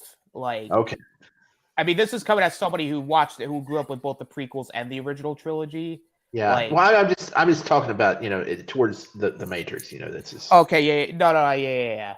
No, I get what you're saying. Like, because personally, I would rather watch Resurrections over Revolutions. To be fair, like a little bit. Oh yeah. They're both on equal footing though. Like they're both okay. But like if they were on TV, I'd be like, yeah, okay, I guess I'll watch it. But if not, like I'm not going out of my way to watch them again. Like it's that's why I'm like Resurrections. Like I've seen worse. Like I personally would say, if anything, it's just kind of a forgettable movie. Like it doesn't offend me. It doesn't hurt anything. It's just kind of like a blah. Are you going to ask for your money back like LDG did? If I went to the theater, no. See, if I went to the theater and I saw it, I'd be upset. I don't know if I'd be upset to the point if I'd ask for a refund, but I'd be annoyed. I wouldn't be upset to where I'd be kicking things. I'd be like, God damn it, that was the worst thing I've seen. I'd just be like, man, that sucks. I wasted my money. Oh, okay. Well, the thing with that movie is like it was made for streaming. It was never made for theaters. I remember when it first aired on HBO Max for streaming service, and you can just tell the quality compared to the previous. Actually, it was made for theaters, but they decided to release it for streaming. And Village, they sued HBO Max because of that, because it didn't make as much money as they were hoping, and they didn't go into it thinking they were going to do day and date on HBO Max. So yeah, it was a mess. Oh yeah, during what's the guy's name? Was it Tony Amarak? Because it was his idea to put all those movies in 2020 onto HBO Max and basically screwed a lot of people over. It was before Zaslav took over. Toby Amarak, that's who it was. Yeah, I mean, I give him credit for giving us Zack Snyder's Justice League, because he was the one who greenlit it. But outside of that, like the idea of like putting all your movies into streaming services, because they were really big on the HBO Max thing. Yeah, that's just, man. The last 5 years, just in all areas like wrestling and movies, it's crazy stuff. Very crazy. But with that being said, you can also find me on the Hangout, Storms Nation, Cool Kids channel. I won't be there tomorrow either because of Elimination Chamber.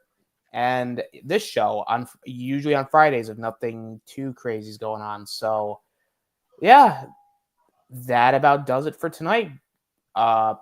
We will be back next week talking Elimination Chamber. So thank you guys for watching.